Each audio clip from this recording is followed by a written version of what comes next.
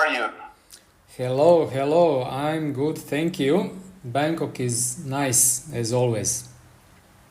Okay, excellent. Are you ready to discuss the existence of God? Always, that's my favorite subject. Discussing with anyone and especially with you. Okay, excellent. I'm glad to hear that. So let's jump right into it. You're an atheist, I'm a believer, and my question to you is, why do you think that God does not exist? Yes, there are many layers of what I think and what I believe.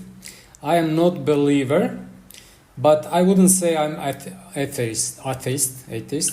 Okay. I don't know. I cannot prove myself, or others cannot prove to myself that God exists, but I cannot prove that God doesn't exist. It's just my mindset, which I developed over time, which led me to the conclusion that there is no such thing like a God, means personal power which rules the world or our lives or whatever. But I don't deny that there are forces which we don't know or cannot comprehend in power in this universe. What about you? Okay. I wanted to ask you about the problem of suffering, because usually when people don't believe in God, suffering is a topic which usually comes up. Do you think that the problem of suffering is also related to your non-belief in God? Related in what way? Well, related in a way that it would cause you not to believe in God. If you can't explain why humans suffer, then maybe that's something which would motivate you not to believe in God as well. Not really. I've seen some authors on web and YouTube which connects their unbelieving into or developing of atheism with not to be able to comprehend or connect the God and the suffering. That was not my way. When I was Christian, actually, I had that doubts why God allows suffering, or why children die, or why we get cancer, or why we die, why we suffer, anything possible. However, when I was studying other,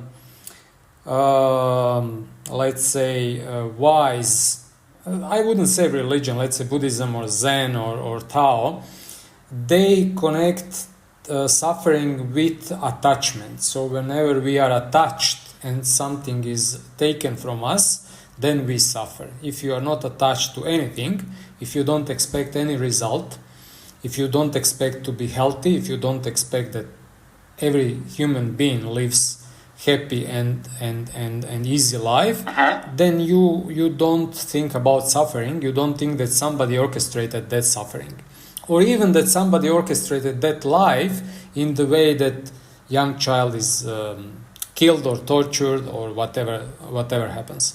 So that solved my problem of understanding the life and suffering in the way that I don't expect anything. If suffering happens, I just search inside myself where I'm attached to or what I'm attached to, and from that attachment I see why I'm suffering in some situation. Okay. For me personally, I believe that God exists, as you well know, because you know me personally, we're friends. I believe that God exists because of the public revelation at Mount Sinai. So God revealed himself to the entire nation of Israel, which was at least 3 million people, and proclaimed before them the Ten Commandments. And we see this in the written Torah specifically. In Exodus chapter 19, verse 11, it says, "And they shall be prepared for the third day, for on the third day the Lord will descend before the eyes of all the people upon Mount Sinai." So the key phrase here is all the people. It's not one person, not one man, not one prophet. All the people experienced the Sinai revelation, and I believe this is a really unique historical revelation. There never was again any other occurrence of public divine speech to an entire nation.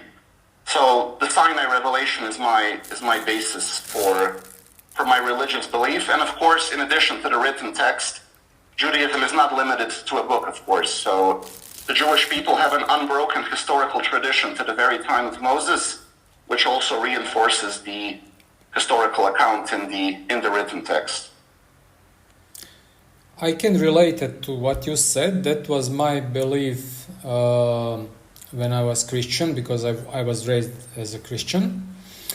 But later in my life, I simplified these beliefs because of the reason that all that scripts, or what you said, 3,000 people. Do you have 3,000?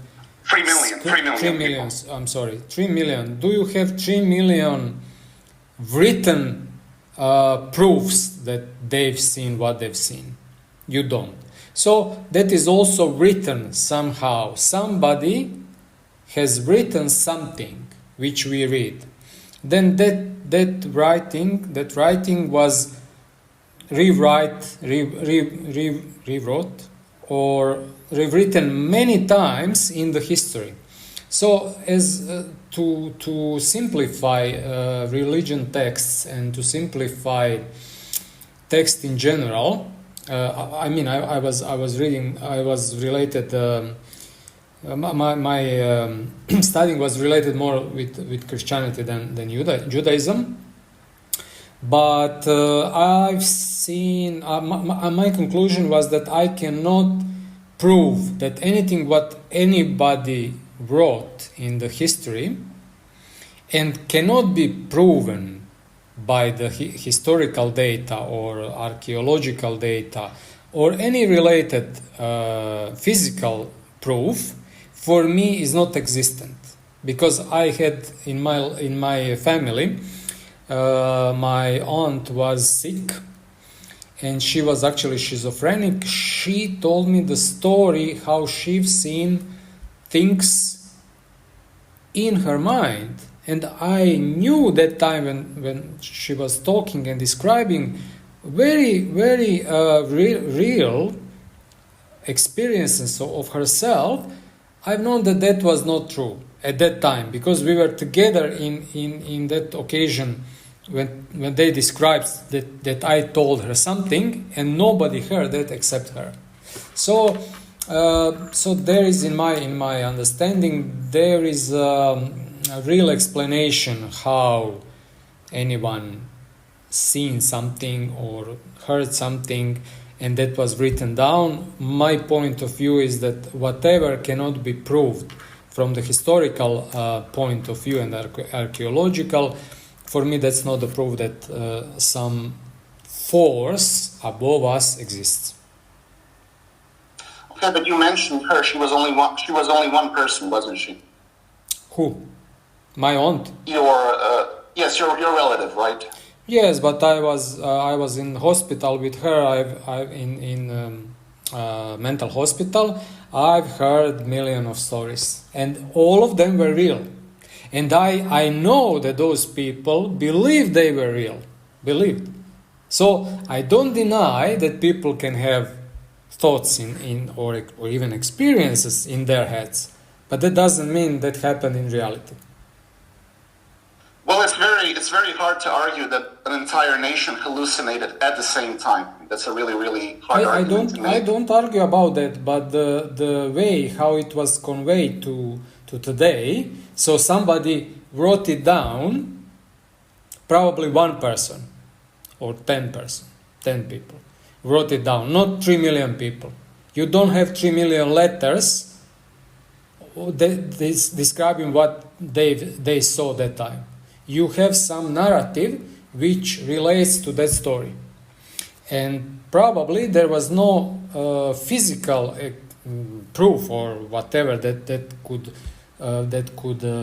prove that there was 3 million people in one place. 3 million people is not small number of people. So probably there should be some record about 3 million people being in one place and something special happened out of scriptures, Judaism scriptures. How old are they? Who? Did you ask me how old the scriptures are? No, I didn't. Okay, then I misheard you. I'm sorry. No, it's okay. So for me, whatever cannot be proven with physical artifact or any parallel independent source, like I don't know, Roman recordings, Sumerian whatever you take, if you have just one source, no matter how many people they mention in their source, I still don't believe. For me, that's not true. But I believe that the religion is not about seeing something. It's about believing what you cannot see. So for me, everybody is free to feel and believe it whatever they want. Kids, when they are small, believe in ghosts, in fairy tales. So that's for me. That's just one step in human development. Okay, to be clear, in Judaism, nobody claims that the Jewish people saw God at Mount Sinai. In Judaism, God does not have a body or any form, right? So nobody claims that they saw God. They claim that they heard God's voice. So the written Torah specifically mentions that you did not see any image on the day that the Lord spoke to you at Horeb from the midst of the fire. So God does not have a body or any form, but he does have a voice. Okay. Voice is also kind of physical form of vibration, right? Well, it's not a form, is it? It's a voice. You can't see. Normally, you can see something which is audible, although there are verses in the Pentateuch, in the Jewish Torah, which say that all the people saw the voices, right? Which means that they saw something which was audible, which is impossible to see elsewhere. For me, that's irrelevant, but I understand. How something. I wanted to mention something. You mentioned fairy tales and stuff like that. I wanted to point out that in Jewish tradition, many specific details regarding the Sinai revelation are well known. So the location of the revelation is known, the number of witnesses is known, the exact year the revelation took place is known. It was in 2448, in the Hebrew year 2448, or 1312 BCE. So everything in Jewish tradition describes the Sinai revelation as a historical fact, with specific details which at least imply the historicity of the event. That's something which I wanted to mention. And you also mentioned that we only have one source describing the event, which is the Jewish Torah. But I also wanted to add that you have, throughout history, you had millions and millions of Torah scrolls written by Jewish people which testify to this event. So in Judaism, every Jewish man is commanded to write a personal Torah scroll, right? So it wasn't just a situation where Moses wrote one scroll and nobody knew what happened aside from Moses, right? Every single Jewish man is religiously obligated to write his own Torah scroll, right? So that's something which is also important in the context of discussing if God exists or not. That's neat fact. I didn't know that, but for me, if you keep that scripts just in one nation or one religion, and there is no parallel script from some independent source, for me that's also not valid. Well, there are some religious scholars who mention Egyptian documents, which mention, for instance, the river turning to blood in some old Egyptian documents. But the whole discussion, when you shift the discussion to other sources, parallel sources, the implication seems to be the traditional Jewish sources are not enough. That's somehow what I'm hearing, right? The implication is that traditional Jewish sources are not enough, so we need some other Egyptian documents, Babylonian documents, whatever, right, to corroborate what happened at Sinai. And I'm not sure I agree with that. I think the traditional Jewish sources are specific and historical enough to make a strong argument for God's existence. That's totally fine with me. That's your belief. I just said that I apply this rule with all things I've read or I heard from many other sources, not just religious. The same things apply to Jesus, to Maria Magdalene, all those stories which were written and rewritten many times, and some of them have parallel story in independent sources. but some of them are not totally out of historical context. So I'm not. Well, Jewish tradition teaches that the original text is to this day in all Torah scrolls. So there really is there is no traditional Jewish source which mentions any kind of major changes in the written text of the Torah, right? My question is: do you think that Jewish religion is the only religion which is like delivered directly from God? As I mentioned, I believe that Judaism is the only religion based on the public national revelation, right? So whenever I research religions and theologies, I never found another religion which claimed that, 3 million or 5 million or millions of people witnessed God at some specific location, right? If I were to find such a religion, that would be a theological problem for me, but in my personal studies, I never came across a similar argument. Yes, I agree. I had my doubts about in Christianity about seeing the Virgin Mary or somebody, in Lourdes in France by 3 kids, about some seeings in Balkan. I think there were some, alleged stories that some people saw something. For me, that is all that can be explained with either devotion to some mindset, to some belief, or whatever. As you know, I believe you have dreams, right? You dream sometimes. Sure, I have dreams, right? Yeah, so probably those dreams are somehow connected with your worries or your days or your train of thoughts or something like that, right? They are, I admit they are. So imagine that you see something which you believe in, it's so real that you cannot say this is not real. So for me, that seeings or whatever that there are just like a dreams. People can have illusions, people can have whatever. I don't think that is unreal for them, like for Jewish people as well. My only problem is that you cannot prove the God's existence today, except 3,000 years old scripts, which are ancient, and who knows what happened that time. Can be aliens visited them, or whatever. Voice of God could be the voice, the sound of. Well, the Jewish Torah has 5,845 verses. The 5 books of Moses have 5,845 verses. And in Jewish tradition, when you read the Torah with traditional Jewish commentators, they explain only a few scribal emendations in the text, right? Mm-hmm. There's also a difference of opinion in Judaism what those scribal emendations mean. Were they actual changes in the text, or were they just euphemisms to explain something which would seem inappropriate if it were literally written as it is, right?